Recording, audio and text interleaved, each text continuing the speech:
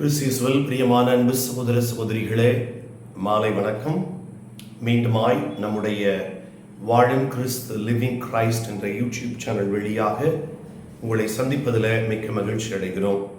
இந்த நாட்களில் எல்லோரும் புனித வாரத்திற்கு குறிப்பாக கிறிஸ்துவின் பாடுகளையும் உயிர்ப்பையும் சிந்திப்பதற்காக தியானித்துக் கொண்டிருப்பீர்கள். பலவிதமான செயல்பாடுகள் உங்கள் பங்குகளில் நடைபெறும். அத்துணை பேருக்கும் வாழ்த்துக்கள், ஜெபங்கள். அன்பு சகோதரர்களே சகோதரிகளே, தவ நாட்களில் பல இடங்களுக்கு சென்று இறைவனுடைய வார்த்தையை பகிர்ந்து கொள்ளவும் மக்களோடு ஜெபிப்பதற்கும் ஆண்டவர் ஒரு வாய்ப்பினை கொடுத்தார். அதற்காக எல்லாம் வல்ல இறைவனுக்கு நன்றி கூறுகிறோம். குறிப்பாக எம்முடைய சகோதர குருக்களோடு சேர்ந்து பல இடங்களுக்கு சென்று இறைவனுடைய வார்த்தையை பகிர்ந்து கொள்வதற்கு வாய்ப்பு கிடைத்தது. இந்த நேரத்தில் இந்த புனித வாரத்தினுடைய செயல்பாடுகள், குறிப்பாக இயேசுவினுடைய இந்த புனித வாரத்தினுடைய பயணத்தில் நாம் நிச்சயமாக பகிர்ந்து கொள்ள வேண்டும். அதன் அடிப்படையில் இந்த புனித வாரத்தின் இயேசுவின் பயணத்தை, புனித வாரத்தில் இயேசுவின் பயணத்தை ரைமண்ட் பிரவுன் என்ற இறையியலார் எழுதிய தி டெத் ஆஃப் தி மெசாயா என்ற புத்தகத்தின் சில சிந்தனைகளை எடுத்துக்கொண்டு உங்களோடு பயணிக்க ஆசைப்படுகின்றோம். அன்பு சகோதரர்களே சகோதரிகளே, இயேசுவினுடைய இந்த புனித பயணமானது கெத்சமனியில் தொடங்கி கல்லறையில் நிறைவடைகிறது. அதன் பின்பு அவருடைய உயிர்ப்பு. ஆனால் அவருடைய பயணம் என்பது கல்லறையோடு நிறைவடைகிறது. அதன் பின்பு உயிர்ப்பு என்பது என்றென்றும் உயிரோடு வாழ்கின்ற தெய்வமாக அவர் மாறுகிறார். இந்த நேரத்தில் திருத்தந்தை லியோ அவர்கள் சொன்ன வார்த்தை ரொம்ப முக்கியம். இந்த மூவேலை ஜெபம் அப்படிங்கிற அந்த ஏஞ்சல்ஸ் டாக்ல திருத்தந்தை லியோ சொன்ன ஒரு வார்த்தை ரொம்ப அழகான ஒரு வார்த்தை. அவர் சொன்னார், holy week is not a memorial but a representation of our paschal mysteries என்று சொல்லுகிறார். இந்த ஹோலி வீக் என்பது ஒரு நினைவு அல்ல, ஒரு நினைவு கொண்டாட்டம் அல்ல. அவர் பாதம் கழுவினார், அவர் சிலுவையில் அறையப்பட்டார் என்பது அல்ல. மாறாக இயேசுவினுடைய வாழ்வின் தொடர்ச்சியை நம்முடைய வாழ்வாக மாற்றுவது நம்பிக்கையின் மறைபொருளின் முக்கிய நாட்கள் என்று சொல்லுகிறார். அதனால்தான் நீங்க பாத்தீங்கன்னா குருத்து ஞாயிறு அன்று வாசிக்கப்பட்ட நற்செய்தியினுடைய வாசகம் நீண்ட வாசகமா இருக்கும். ஏன்னா it is not a memorial. சும்மா கொஞ்சம் கொஞ்சம் எடுத்து அப்படி பார்க்கறது இல்லை, முழுசா ஒரு வார்த்தை விடாம டிட்டோவா சிந்திக்கிறது தான் இந்த ஹோலி வீக்கினுடைய புனித வாரத்தினுடைய முக்கியத்துவம். அதன் அடிப்படையில் பார்த்தோம் என்றால் பெரிய வியாழன், பெரிய வெள்ளி, உயிர்ப்பு ஞாயிறு என்ற இந்த 3 நாட்களும் நம்முடைய நம்பிக்கையின் மறைபொருளின் நாட்கள். எனவே இயேசுவுக்கு நன்றி சொல்லுவோம், எல்லாம் வல்ல இறைவனுக்கு நன்றி சொல்லுவோம். இப்போ இன்னைக்கு இந்த முதல் இயேசுவின் அந்த புனித வார பயணத்தினுடைய முதல் நாளில கெத்சமனியில் நடந்த சில நிகழ்வுகளை 3 முக்கியமான நிகழ்வுகளில் பகிர்ந்து கொள்ள ஆசைப்படுகின்றேன். மார்க், மத்தேயு நற்செய்தியில ரொம்ப அழகா தெளிவுபடுத்துகிறார்கள். குறிப்பாக மார்க் 14, மத்தேயு 26, லூக்கா 22ல கம்ப்ளீட்டா ஒன்னொன்னுக்கு வித்தியாசமா இருக்கும். இப்ப பாத்தீங்க அப்படின்னா 3 நிகழ்வுகள் இயேசுவின் இந்த பயணத்தில் தொடக்கத்தில் நடைபெறுகிறது. ஒன்று, சீடர்களிடம் பேசுகிறார், 14, மார்க் 14:32. இரண்டாவது, அதிலே ஸ்பெஷலா பேதுரு, யாக்கோபு, யோவானோடு பேசுகிறார், தனியே கூட்டி சென்று பேசுகிறார். மூன்றாவது, தன் தந்தையோடு தனிமையில் பேசுகிறார். இயேசு தன்னுடைய இறுதி பயணத்தை பற்றி நம்மோடு பேசுகிறார். அடுத்ததாக பேதுரு இயேசுவை 3 முறை மறுதலிக்கிறார். இயேசுவை சிலுவையில் அறையும் நிகழ்வு 3, 6, 9 என கால அளவில் குறிப்பிடப்படுகிறது. சிலுவையில் இயேசு தொங்கிய போது இயேசுவை 3 குழுக்கள் இழிவுபடுத்துகிறார்கள். அவர் 3ஆம் நாளில் உயிர் தெழுகிறார். இப்படி இந்த 3 என்ற எண் இயேசுவினுடைய இந்த இறுதி பயணத்துல, குறிப்பாக இந்த அற்புதமான புனித வார பயணத்திலே முக்கியத்துவம் பெறுகிறது. அதன் அடிப்படையில் இந்த இயேசு 3 என்ற அந்த எண் ஒரு சில நேரத்தில் 3 இறைவன் இணைந்து நம்முடைய மீட்புக்காக உழைக்கிறார்கள் என்பதையும் நாம் எடுத்துக்கொள்ளலாம். அன்பார்ந்த சகோதரர்களே சகோதரிகளே, இயேசுவின் புனித வாரம் இப்படி நடந்தது என்பதற்கு ஒரே ஒரு ஐ விட்னஸ் என்றால் அது திருத்தூதர் பேதுருவாக மட்டும் இருக்கலாம். அந்த பேதுருனுடைய ஐ விட்னஸ் கூட குறிப்பிட்ட அளவுதான். அவர் இயேசுவை திருச்சங்கத்திற்கு முன்பாகவும் மற்றபடி பிலாத்து கயபா முன்பாக அவங்க இழுத்துச் செல்லும் போது மட்டும்தான் இருந்திருக்கிறது. அதன் பின்பு அவர் கூட இயேசுவின் பாடுகளில் கூட இல்லை.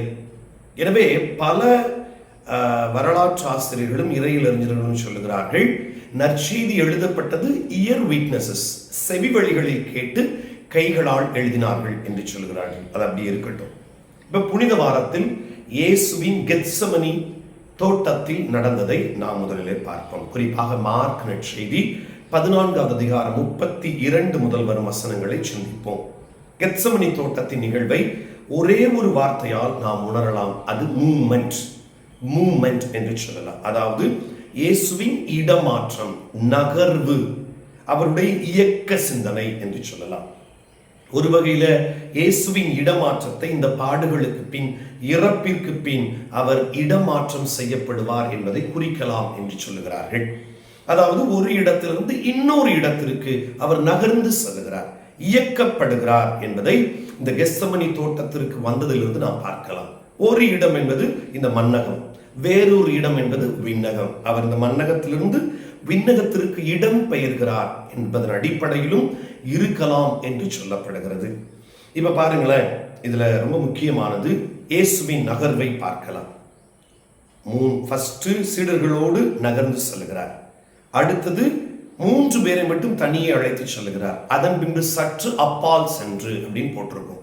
நீங்க லூக்கா மார்க் நற்செய்தி 14வது அதிகாரத்துல இந்த 32 வசனத்திலிருந்து இதை அழகா வாசித்து பார்க்கலாம்.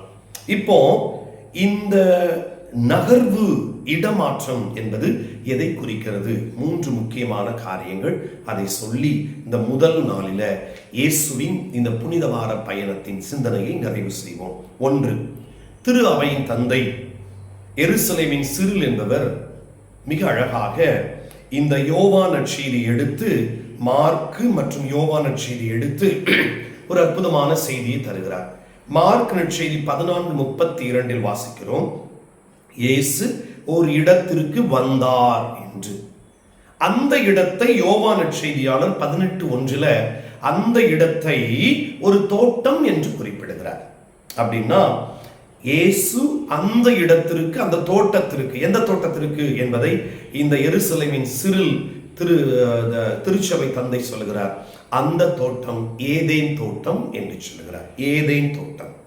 அன்று ஏதேன் தோட்டத்தில் முதல் ஆதாம் பாவம் செய்தவுடன் வெளியே துரத்தப்படுகிறார். இன்று புதிய ஆதாம் அந்த பாவத்தை நீக்குவதற்காக ஏதேன் தோட்டத்திற்குள் வருகிறார். அன்று சாத்தானால் முதல் ஆதாம் விரட்டப்படுகிறார். இன்று புதிய ஆதாம் அந்த சாத்தானை விரட்டுவதற்காக தோட்டத்திற்குள் நுழைகிறார் என்று இந்த எருசலேம் நகரத்து புனித சிறில் சுட்டி காட்டுகிறார். இது முதலாவது. 2வது செய்தி என்னவென்றால், முதலில் புதிய ஆதாமாக பார்த்த நாம் இப்போது இயேசுவை புதிய ஆபிரகாமாக கூட பார்க்க வாய்ப்புகள் இருக்கிறது. மார்க் நற்செய்தி 14:32 இயேசு சீடர்களிடம் சொல்லுகிறார், இங்கே அமர்ந்திருங்கள் என்ற வார்த்தையை சொல்லுகிறார். இங்கே அமர்ந்திருங்கள் என்பதை பல விவிலிய அறிஞர்கள் சுட்டிக்காட்டுவது எப்படி என்றால், நீங்கள் இங்கே இருங்கள், நான் உயரமான ஒரு இடத்திற்கு செல்லுகிறேன், உயரமான ஒரு இடத்திற்கு செல்லுகிறேன். இது அப்படியே நீங்க தொடக்க நூல் 22:5 ஒப்பிட்டு பார்க்க வேண்டும். தொடக்க நூல் 22:5 ஆபிரகாம் தன் வேலையாட்களிடம் சொல்லுவார், இங்கேயே இருங்கள், இங்கேயே இருங்கள், இங்கேயே காத்திருங்கள் என்று சொல்லுவார். அப்படின்னா இங்க சீடர்களிடம் இயேசு சொல்கிறார், இங்கேயே அமர்ந்திருங்கள், அங்கே ஆபிரகாம் இங்கேயே காத்திருங்கள் என்று சொல்லுகிறார்கள். இரண்டுக்கும் நிறைய ஒற்றுமை இருக்கிறது. ஒன்று என்ன, இயேசு ஆண்டவர் சீடர்களிடம் இங்கேயே என்று சொல்வது மன்னகத்தையும், அவர் செல்லுகின்ற இடத்தை விண்ணகமாக காட்டுகிறார். எனவேதான் அவர் அங்கே சென்றவுடன் தன் தந்தையோடு பேசுவதை நாம் அடுத்த வசனத்துல பார்க்க முடிகிறது. இவ்வாறு இயேசு ஆண்டவர் மன்னகத்தை விட்டு செல்லுகிறார், சீடர்கள் வாழும் மன்னகத்தை விட்டு விண்ணகத்திற்கு செல்லுகிறார் என்று சொல்லப்படுகிறது. அப்போ இந்த இன்னொரு பயணம், முதல் பயணம் அவர் ஏதேன் தோட்டத்திற்குள் பயணம் செய்கிறார். இரண்டாவதாக மன்னகத்திலிருந்து விண்ணக பயணத்தை அவர் எடுக்கின்றார். அதனுடைய அடையாளமாக மலைக்கு அடியில் நின்ற வேலையாட்களை போல சீடர்களும் இயேசுவுக்காக காத்திருந்தார்கள். மீண்டும் அவர் வருவார்னு காத்திருந்தார்கள். இது 2வது செய்தி. 3வது பார்த்தீங்கன்னா, பேதுரு, யாக்கோபு, யோவான் என 3 சீடர்களை இயேசு அழைத்துச் செல்கிறார். இந்த 3 பேரும் மார்க் நற்செய்தியில் மட்டும் 2 நிகழ்வுகளில் இயேசுவோடு இருப்பார்கள். ஒன்று அவருடைய உருமாற்ற நிகழ்வு, இன்னொன்று இப்பொழுது. உருமாற்றத்துல தந்தை மகனை வெளிப்படுத்துகிறார், என் அன்பார்ந்த மைந்தன் என்று வெளிப்படுத்துகிறார். கெத்சமனி தோட்டத்துல மகன் தந்தையை சீடர்களுக்கு 3 வெளிப்படுத்துகின்றார். அங்கே தந்தை மகனை 3 வெளிப்படுத்துகிறார், இங்கே மகன் தந்தையை 3 வெளிப்படுத்துகிறார்கள். இதிலிருந்து என்ன புரிந்து கொள்ள வேண்டும் என்றால், தந்தையும் மகனும் ஒன்றாய் இருக்கிறார்கள், மகனும் ஒன்றாய் இருக்கிறார்கள். அன்பார்ந்த சகோதர சகோதரிகளே, இந்த புனித வாரத்துல முதல் செய்தி, இயேசுவினுடைய இந்த புனித வார பயணத்துல நாம் பெற்றுக்கொள்ள வேண்டிய முதல் செய்தி முக்கியமானது என்னவென்றால், இயேசு இந்த சாத்தானை, பாவ சாத்தானை விரட்ட ஏதேன் தோட்டத்திற்குள் நுழைந்து நமக்கு விண்ணகத்தை சொந்தமாக்க இதோ தன்னை தன் தந்தையோடு வெளிப்படுத்தியதே இந்த முதல் நாளில் உங்களுக்கு தருகின்ற செய்தி. நாம் கிறிஸ்துவை வெளிப்படுத்தும் ஒரு நல்ல கிறிஸ்தவர்களாக வாழ, ஒரு இடமாற்றத்தை, ஒரு முன்னோக்கிய பயணத்தை நாம் எடுப்பதற்கு இந்த புனித வாரம் நமக்கு உதவி செய்யட்டும். நாளை இந்த இயேசுவின் முன்னோக்கிய பயணத்தில் இயேசு செய்த அந்த ஜெபத்தின் அர்த்தத்தை நாளை சிந்திப்போம். அதுவரைக்கும் உங்களிடமிருந்து விடைபெறுகிறோம். நன்றி, வணக்கம். God bless you.